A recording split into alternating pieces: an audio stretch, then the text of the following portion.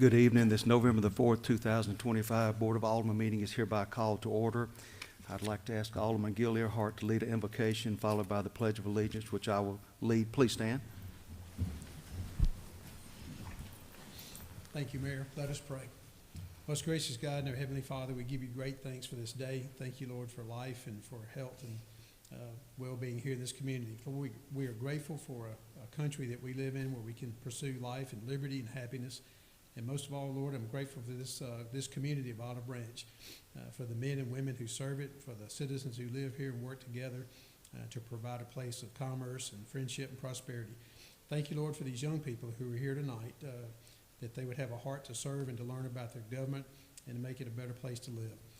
Lord, there are some who've lost loved ones this week. I pray that you'd walk with them on that journey, comfort them, walk with them along the way, and show them your peace and mercy. And thank you, Lord, for new life and birth, that we would nurture them in the admonition and joy of the Lord. Lord, I pray that you'd be with us in this meeting tonight, that you would honor the decisions we make, lead and guide us and direct us in everything that we do. For it's in Christ's name I pray. Amen. Amen. Salute. I pledge allegiance to the flag of the United States of America and to the republic which stands, one nation, under God, indivisible, with liberty and justice for all.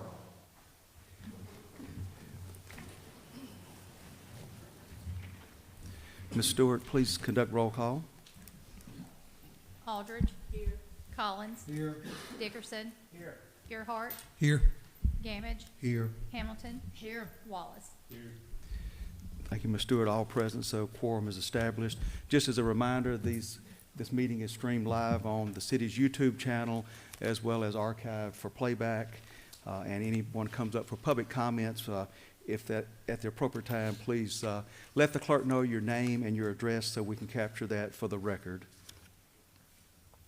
Board, you have the minutes from our regular meeting of October the 21st. Any questions or comments or motions on those particular minutes? Motion to approve. Ms. Hamilton, motion. Second, Mr. Wallace. Any discussion? All in favor? Aye. All opposed? Motion carries.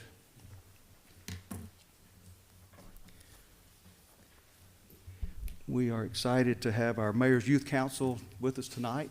I know you've had several meetings and see some smiling faces and probably some tired faces. I think y'all have been going for a couple hours. And thank you very much for being a part of the Youth Council, for caring about the community, you're in the city, and your school to take part in what's taking place. And not putting her on the spot, I'd ask Ms. Jen Griffith if she'd just give us a high-level overview of the quality of this great Mayor's Youth Council we have. Hi, everybody. How are you? It is my honor to help advise over this program of Mayor's Youth Council. It is comprised this year of 68 residents who are all juniors and seniors of the city of Olive Branch. It is a mixture of both public and private, so our DeSoto Central, Lewisburg, Center Hill, Olive Branch High School, St. Mary's of Memphis, Christian Brothers, and of course homeschool cooperatives and some DeSoto Christian Academy in North Point as well. Our council has a collective GPA of a 4.03. Collectively, majority are student athletes, and they are extremely involved on campus. We're excited to have them. So far today, we've learned about public meetings, about what each of you do. It is a requirement for all council members to attend a public meeting, so you might see some more of our faces at future meetings. They're required to attend learning sessions, conduct service projects, and promote the overall well-being of the city of Olive Branch. Thank you for making this all possible. We're excited to have this opportunity for them to learn and grow and hopefully come back and be residents once they're able to here in our community. Thank you, Jen. Board, following your packet, without reading what you already have, but just a special thanks to Milwaukee Tools for the donation of tools to our different fire stations. Very awesome that they'd step up and do that, and we're certainly appreciative, and they'll be sent the appropriate letter of thanks from the board and I on behalf of that. Mayor's updates, just a couple of general items. You have the legislative wish list. It'll be in January before we know it, and these items, if you'll look over those and get those back to me by Thursday, we'll prepare for meeting with a couple of our local delegation to make requests that we have for them for the 2026 legislative session. Along with that, you'll see the QR code for the Olive Branch First Responders Benevolence Fund, and this is very exciting, very positive program. Alderman Earhart had a business associate, and they met with me a couple months back, and the person wished to remain anonymous but has made a sizable donation to the Benevolence Fund for the first responders, which would include our police officers, firefighters, paramedics, and dispatchers, so that there would be a fund that if they need assistance financially at some point in their career, then they can reach out, and an independent panel of 3 individuals not employed by the city will evaluate the item that's the person nominated, the rationale, and they can award up to $1,000 per person from this fund for financial needs, and hopefully it'll grow even greater and we can have more opportunity versus $1,000. The Chamber of Commerce and the Olive Branch Rotary plan to push this out as well, to ask for individuals and businesses to donate, and we can just use this as seed money, for lack of better words, and try to grow it to help our first responders when they have a financial need.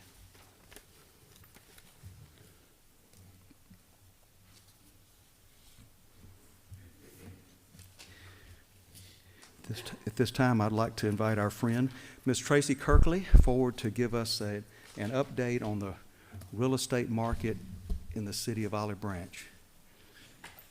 Thank you, Mr. Mayor, Board. Tracy Kirkley, 3220 Shady Oaks Drive, Olive Branch, Mississippi. Proud Olive Branch, Mississippi. So I'm going to try not to bore you. I'm going to give you some statistics, and I think that in your packets that I've left for you there, we're going to actually go through this, and I believe they've actually put it up on the screen as well, which is wonderful. So again, I'm Tracy Kirkley with Crye-Leike Realtors, and I do appreciate the opportunity here to share what's happening in our local market. You guys hear real estate is local, so what you hear on the national news is not necessarily what's going on here in Olive Branch, and so what I've done is I've prepared a summary for you that we're going to walk through together. What I'm about to share isn't just statistics. It is actually the story of how dramatically our housing has changed over the last 5 years and what that means for Olive Branch. So, if you will, on page 1, if you want to look at the first section there, we're going to talk about the affordability issues that we're running into, and I want to start by painting a picture of what's happened since 2021, because I think the numbers you'll see are striking. In 2021, the average home in Olive Branch, the price of that home was $316,000. Mortgage rates at that time were about 2.9%, and buyers who were putting down 10% had a monthly payment, principal and interest only, not taxes and insurance, but principal and interest of about $1,184. Today, that same home, average price is $379,000, which is actually 85 square feet smaller than it was back in 2021, and the rates over this past year ranging about 6.6%. Their monthly payment is now $2,178, so about a $1,000 difference for the average homeowner in Olive Branch, and for less house. So I want that to sink in. The purchasing power has been cut almost in half in the last 5 years, and it's not about people not wanting to buy homes. It's about people not being able to afford them, even when they have good jobs, even when they have good credit. So if you look at the next section there where it says overall market, what I want to talk about there, the affordability crisis kind of shows up a little bit more clearly when we look at how many homes are actually selling today. So in 2021, now we all know that that was kind of the height of COVID, and the real estate market actually was pretty frenetic, for lack of a better term. We closed in Olive Branch 1,289 home sales that year. Okay, now I'm looking at like November through October because I'm working with today's dates. In 2025, that has dropped to 774 homes. Okay, so that's a pretty big decline, 515 houses. That's a 40% decline in the last 5 years. Now, I do want to say that last year and this year were pretty stable. 774 homes, 776 homes. So it's the last 2 years have been fairly flat, so no big jumps there. And again, I want to just stress that it's not that people don't want to live in Olive Branch, because they do. Our city's growing, jobs are here, schools are strong, schools are wonderful, yes? Okay, so schools are strong. The problem is purely financial, and so with the mortgage rates doubled, it created what we also call a rate lock effect. Now, a lot of you have been in your homes probably a long time. Those who bought back in, let's call it probably about 2016 to 2019, 2021, I mean, they're in that 3% interest rate zone. What do they want to do? Do they want to keep that, or do they want to sell and go into a house that is now in the mid 6% interest rate? So that's not happening. And so what's happening is because they don't want to trade that $1,200 a month for $2,400, so they stay put. Even if they've outgrown their home, even if their home is too big and they want to downsize. So it's kind of the reduced mobility has a ripple effect throughout the entire economy. We've got fewer moves, which means fewer transactions, less economic activity, and constrained workforce housing. So if you go to the next page, we're going to talk a little bit about new construction and how it's affecting new construction. So what really demonstrates this on the affordability is what's happened there. In 2021, we had 352 of the homes that sold in 2021 were new construction. This year, that has dropped to 162 homes. That is a 54% collapse from new construction just 5 years ago to now. And what's fascinating is that you can't really build your way out of the affordability crisis. And builders have tried to adapt over the last several years, especially over the last 2 years. They're building some smaller homes. In 2021, the average home size was a little over 2,760 square feet. Today, it's just under 2,500 square feet. And that's market-wide. That's not really just Olive Branch, that's also DeSoto County. I'm focusing on Olive Branch, but I do want you to know too, these numbers track pretty much across the county. So we're at about 10% smaller on our home sizes. Again, it's not because people want smaller homes, okay? Typically, they've got more stuff, they've got more kids, they want bigger homes, they just can't afford to make the move up. So even though they're building a little bit smaller, the builders are, the price per square foot has gone up tremendously. It's gone way up. Back in 2021, the average price per square foot for a home was $130 per square foot. I remember when we hit $100 per square foot. I was like, oh my gosh. And I kept hearing Collierville was up at $150, and I'm like, oh, we'll never get there. Well, guess what? Average price per square foot for new construction in Olive Branch right now is $174 per square foot. So if in 2025, a 2,765 square foot home at $130 a square foot, that made it about $360. Their monthly payment was a little over $1,400. Today, that same house, actually it would be a significantly smaller house, would be about $2,700. So that's a 91% increase in their monthly payment, and they're getting 272 square feet smaller of a house, okay? Builders have tried, they've adjusted, they're building smaller, trying to hit the price point, but land costs, labor costs, we all know that everything has gone up. And the things that I'm talking about here don't include, obviously, taxes, insurance. This is just their principal and their interest based upon the house prices. So the result is that new construction in 2021 accounted for 27% of the market here in Olive Branch. This year, it is only 21% of the market. Okay, we have fewer homes that have sold, but we have even fewer new construction homes that are selling. So let's go now to, I don't know where I'm going now to, because I keep flipping things over. Let's go to the next page, which kind of talks about the current market status. So over the last year. So where does that leave us? So today we're selling about 775 homes a year, which is again basically flat from last year, but about a 40% decline from 2021. While the market is stabilized, we have that much lower level of activity, and here's what that tells us. Also, another key of the buyer affordability.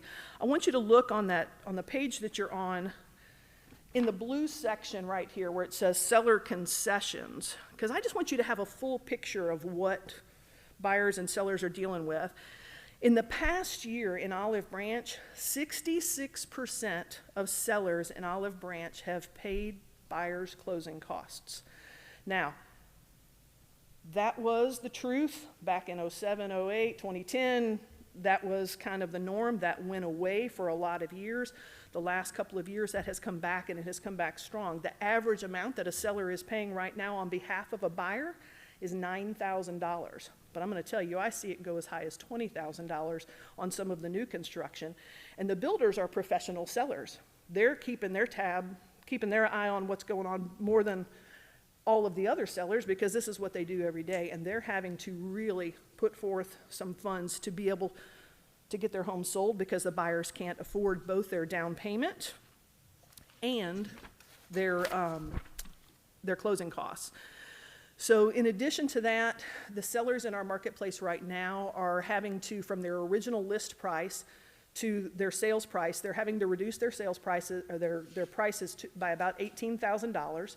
If you add on top of that the $9,000 average that they're having to pay in concessions, so they're coming out about $27,000 less than where they thought that they'd be when they listed their homes.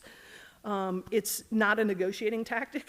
It's just evidence that buyers are kind of at their limit of what they can actually do. So you can also see on this page that, I guess that's the page 3 there, the time on market that the homes we're dealing with. Last year at this time, the average days on market was about 54. Now in 2021, 2022, it was about minus 54 days that the houses were on market, it seemed like, because it's like people were lining up to get the houses.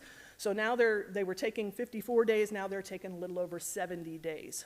The homes that are actually actively on the market right now, and this is not in your stats, it's over 100 days. So the homes that are actively for sale, the average is over 100 days. That's 3 months. Now that's kind of a normal market, quite honestly, but we haven't been in a normal market for quite a while, and so people don't really realize that. So homes are sitting longer because they have to be priced right. So now I want to get to, I know this sounds very doom and gloom, and I don't mean for it to be. So what's working? All right, so let's go to, I don't know where we're going to. Go to the next page, which actually is kind of the short page, just has 2 little blocks there. So it's not all doom and gloom. There are parts of the market that are definitely working. The $250,000 to $500,000 price range accounts for 44% of all of the sales in Olive Branch. That's where the activity is concentrated. $300,000 to $350,000, 118 sales. $350,000 to $400,000, 117 sales. $400,000 to $450,000, 109 sales. So that part of the market is what's the sweet spot. And I will say too, there's basically no inventory 250 and below. Now I've been in the business for 23 years, and it seems like forever. It doesn't seem like forever some days. It seems like I don't know what I'm doing some days, based upon what's going on. If a house was $150,000, they were getting a house that had 3 bedrooms. They were maybe over in Devon Park, a new construction 3-bedroom, 2-bath home with a bonus room. $150,000. We don't. That's not even an option anymore. And so where I'm seeing the real stall is really between 400 and 600.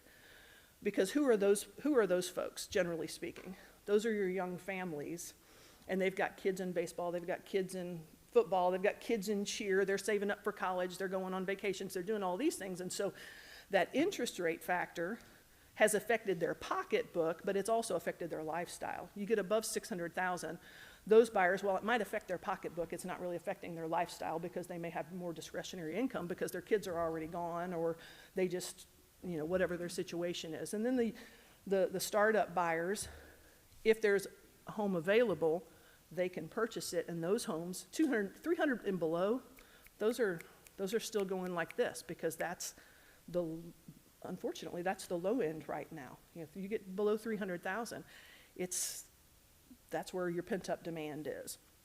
Okay, so entry-level buyers, young families, essential workers, first-time home buyers, teachers, firefighters, police officers that are starting out. There's basically not much out there that they can afford, and certainly not in new construction, because new construction's starting at $350 on the very low end and going up from there. We've right now got 262 active homes for sale in Olive Branch. The average list price on those homes is $431,000. So look at the disconnect there. And I will tell you, a good portion of those are new construction homes, because the new construction homes are in a higher price point right now because they're having to build a bigger home to be able to, you know, accommodate everything that they need to with regard to their lot costs and the building costs and everything else.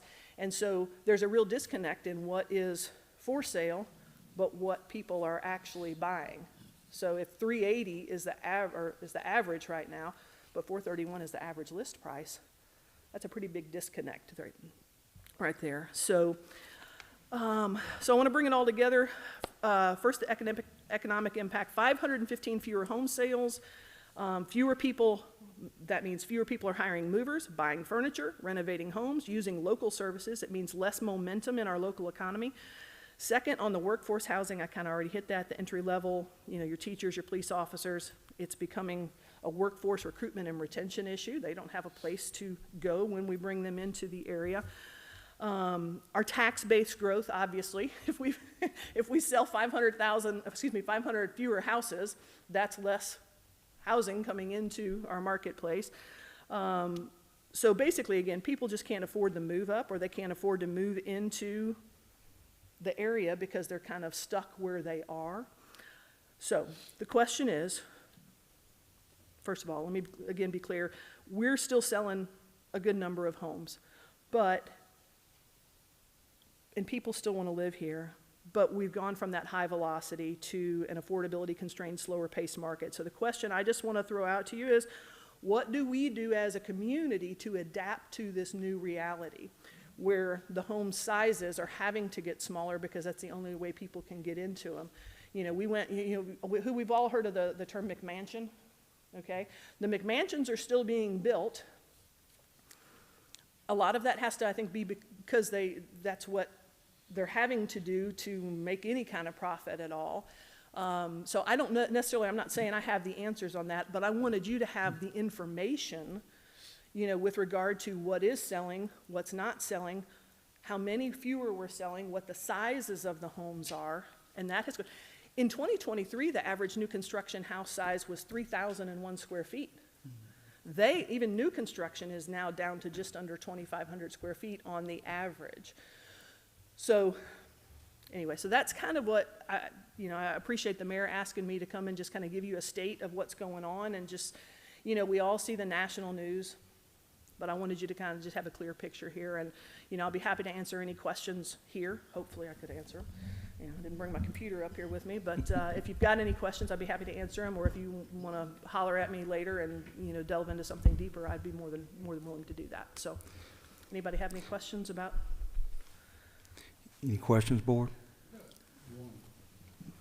Turn your mic on. Thank you. Could it be possible that, I know when you're sitting on, say you're sitting on 50 acres, and I want X amount of dollars because this is going to be my ticket out of here. You know what I'm saying? Couldn't it be that because we're wanting to build houses so much and selling them so much, we'll pay those prices, and which in turn helps escalate some of this?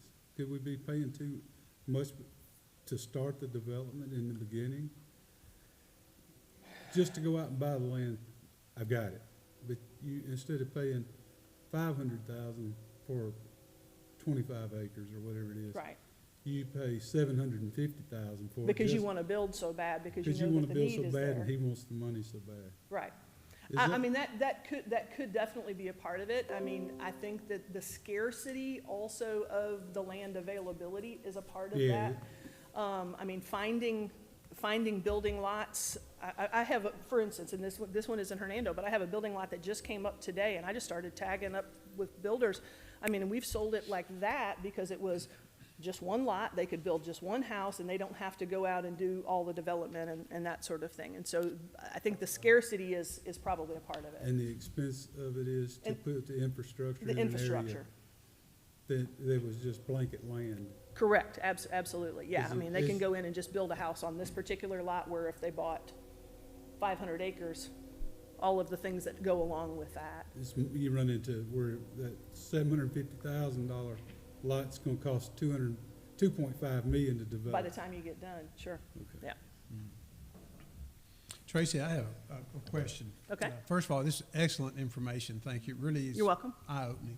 And I'm going to ask you a question that you may not have the answer to tonight, but I think it begs all of us to think.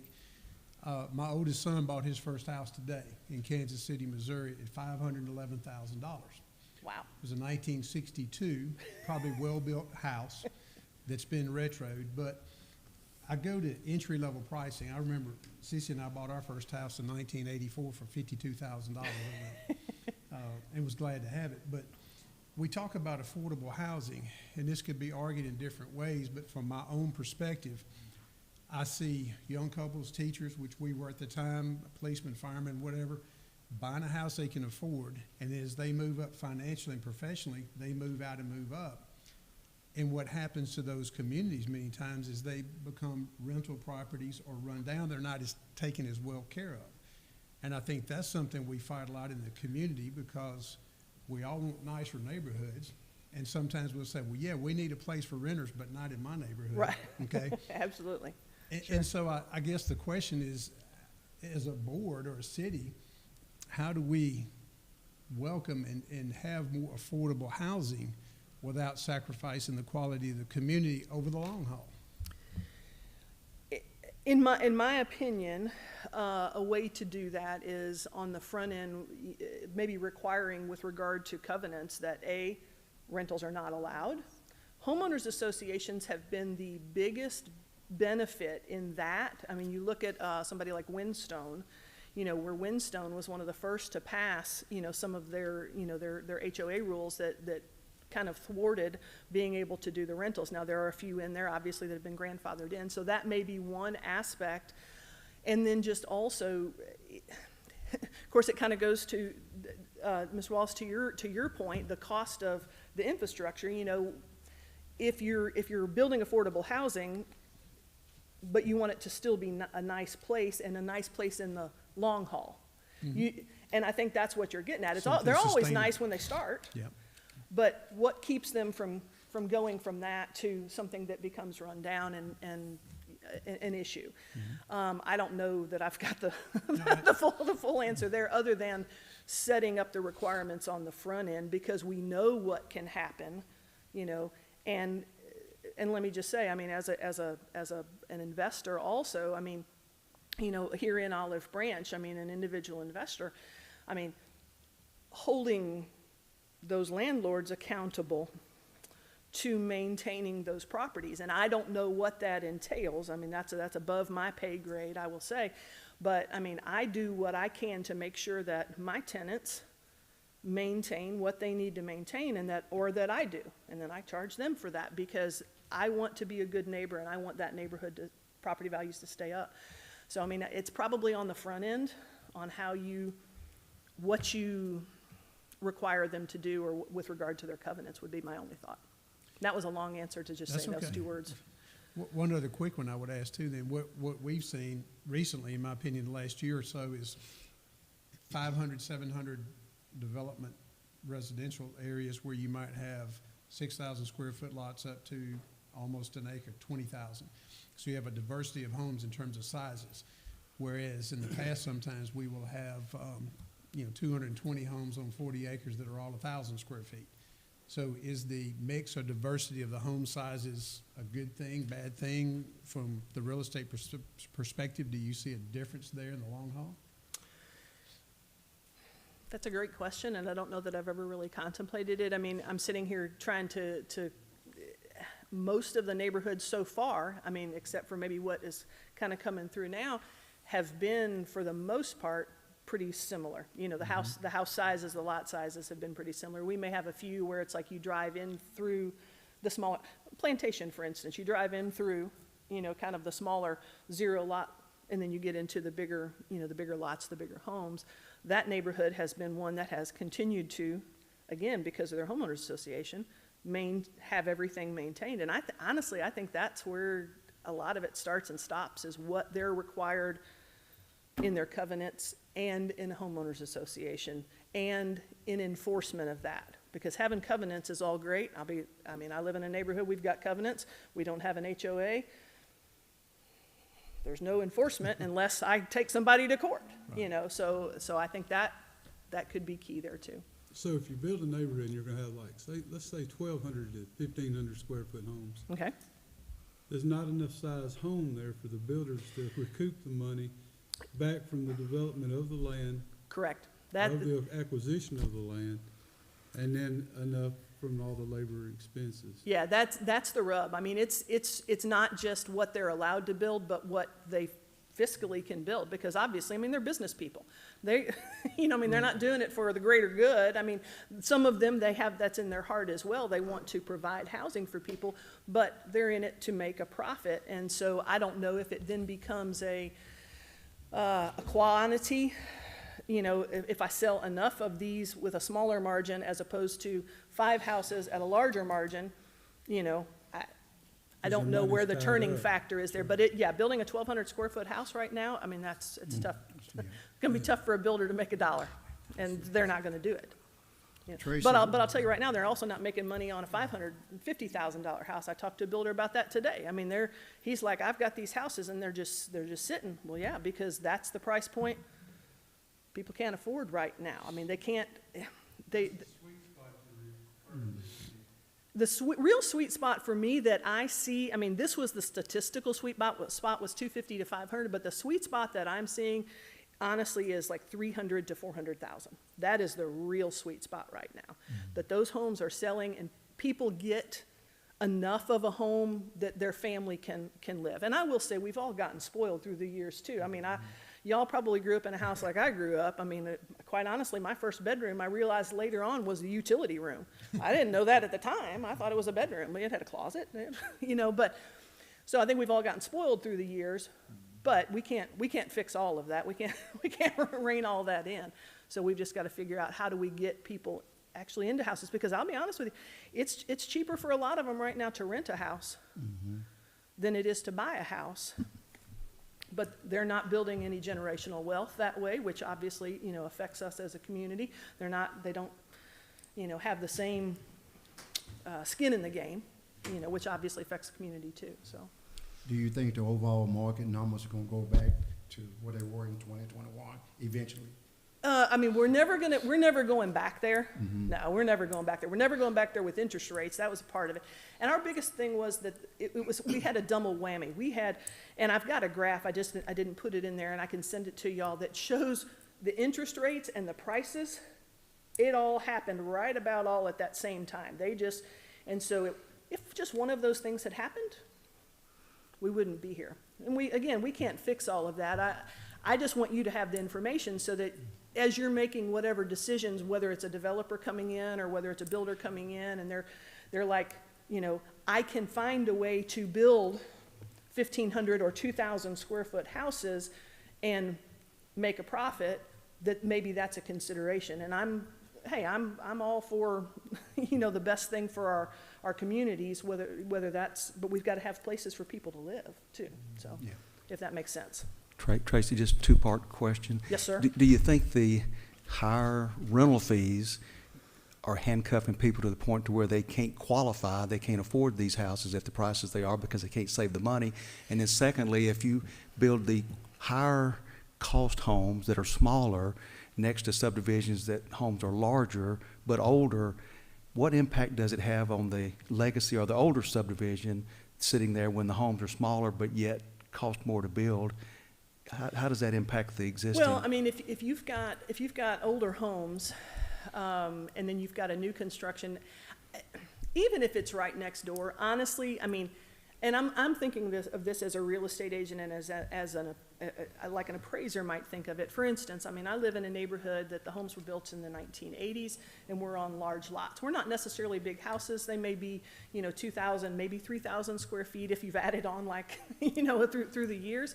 And then there was a development that went across, you know, one of the major thoroughfares from our neighborhood that was one of the Sky Lake neighborhoods, you know. I mean, and it was smaller. They were nice. They had granite. That hasn't affected my value really at all. I mean, so depending, I mean, if it's going to be a case-by-case basis, I mean, honestly, but it's not just necessarily just because you put a new construction, smaller home neighborhood next to an older established, bigger lot, bigger home neighborhood, that's necessarily gonna just drop them down. The That- appraisal rules make it, they take that into consideration. Absolutely, they're not gonna pull, those aren't comps, those aren't comparable sales, so they're not gonna really even look there. Now, if that brings in an element that causes crime, or, I mean, and again, that hasn't happened where I am, but I mean, brings in something that causes a shift in what happens in the established neighborhood, then that can affect things, but just the housing itself is not going to. Was that did I answer, was that two parts? Oh, the rental question. Yeah, you know, I mean, that's a really good point. I mean, because if renting, for instance, on a you know, a 1,200 square foot house, you know, 3-bedroom, 2-bath, maybe a 1-car garage, maybe a carport, maybe nothing. I mean, starting out 1,400 easy. You know, I mean, that's low end. I mean, you can't find anything in Olive Branch hardly less than that. And so a young family, and if that's what they're doing everything they can to scrape by on that, then yeah, I mean, it's going to be hard for them to save up the money, which is why we've got the closing costs thing. But there are loan programs, you know, maybe they only have to have 3.5%. There are, you know, different avenues for them to get down payment assistance as well. Now, their credit, I mean, if they're paying their rent, that shouldn't affect their credit. But that's a whole other thing. So, but what else? I got a question about rentals since we had great dialogue. Nobody, when the A word comes up, apartments, it is a very contentious discussion within the city for a variety of reasons. But theoretically, and we have some approved that aren't being built yet for a variety of reasons, we don't ever get calls for people saying, we need an apartment to live in. They want to buy a house. Yet, if we had a certain number of apartments, would that theoretically take pressure off the neighborhood rentals, freeing up homes for sales? If that makes sense. I don't know about freeing up homes for sale, because the investors are still, I think that there's always going to be a contingency of people who want to live in a house as opposed to an apartment. And quite honestly, I mean, an apartment, a 2-bedroom apartment might be close to what the house is, you know, but you don't have the maintenance. I mean, like with the yard maintenance and things like that, so. So they're not necessarily renting houses because there's not an apartment to rent? Not necessarily, no. I mean, anybody that rents, I mean, they're looking for a house. I mean, but, and when I get people that come to the area, I don't get a lot of, I mean, I'm not saying that the apartments aren't necessary. I mean, obviously they are necessary in our economy.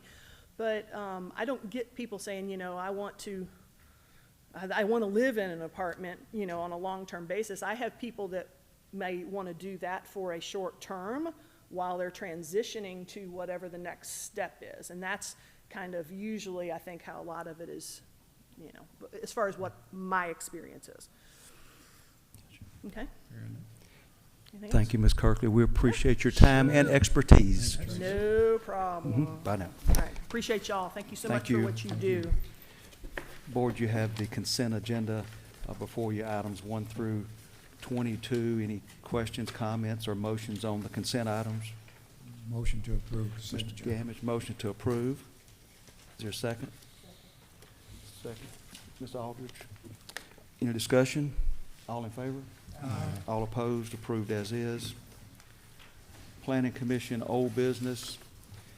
Public hearing date for consideration and action on a motion declaring the condition of the following properties to be of menace to the public health and safety and directing either the city staff or contract labor to clean the property forthwith.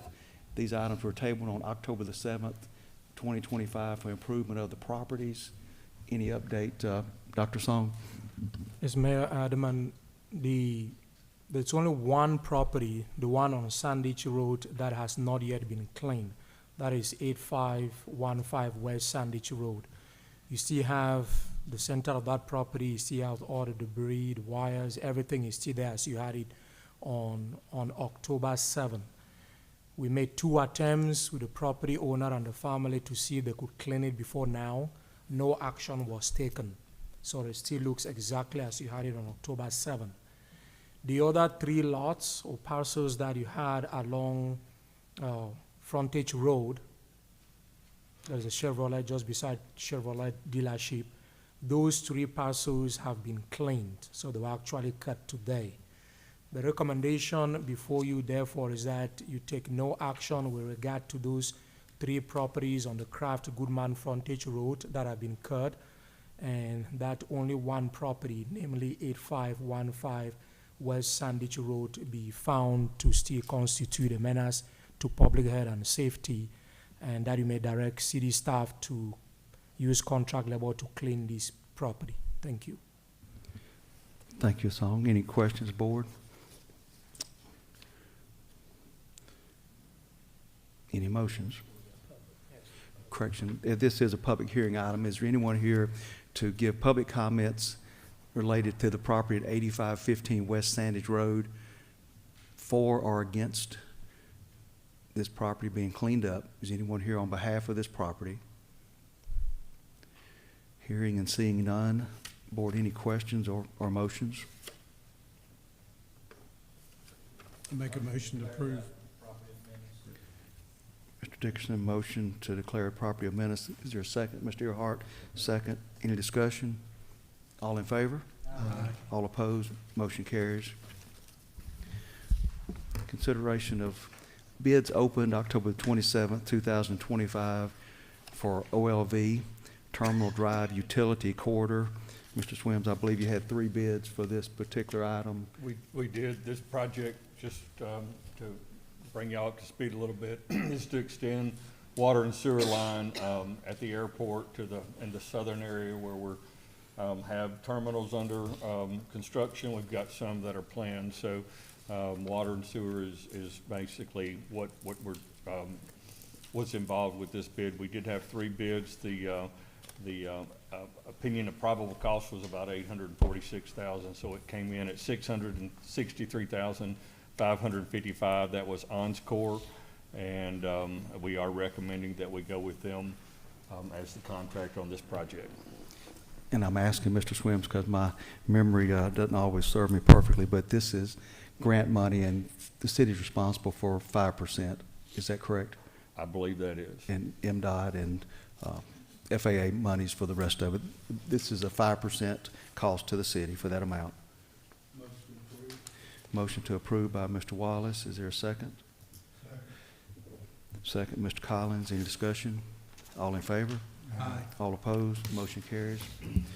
New business, consideration of approval of 3 additional holidays as proclaimed by Governor Tate Reeves, with our offices to be closed on Friday, November the 28th, Friday, December the 26th, and Friday, January the 2nd, 2026, in observance of these holidays, which require board approval. Motion to approve. Ms. Hamilton, motion to approve. Second, Mr. Wallace. All in favor? Aye. All opposed? Motion carries. New business item number 2, consideration of recommendation to approve an amendment on the contract with Renaissance Group in the amount of $3,500 for additional engineering services, increasing the contract amount from $234,500 to $238,000 for the project referred to as Fire Station Number 6, a new fire station being built on Center Hill. And if I understand right, this is for a partition or a wall that Fire Chief Clark had spotted that's needed in that new fire station. Anything else on this one, Mr. Swims? No, sir. We do recommend it.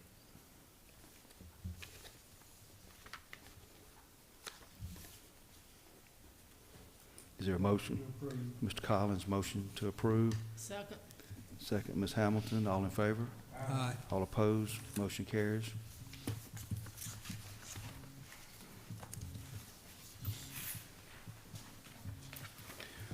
All items on the agenda have been discussed on the open agenda. Is there a motion to close the regular session with the intentions of going into executive session to discuss items 1 through 7? Mr. Collins, motion. Second, Mr. Gamage. All in favor? Aye. All opposed? We are out of regular session. Is there a motion to go into executive session to discuss personnel matters in the ambulance department, personnel matter in the gas billing department, personnel matter in the gas maintenance department, personnel matters in the police department, personnel matter in the water billing department, personnel matters in the water maintenance department, and economic development discussion with city attorney related to Mississippi Code annotated section 254174J. Is there a motion to go in executive session to discuss these 7 items? So moved. Mr. Earhart, motion. Is there a second? Mr. Wallace, second. All in favor? All opposed? We are in executive session.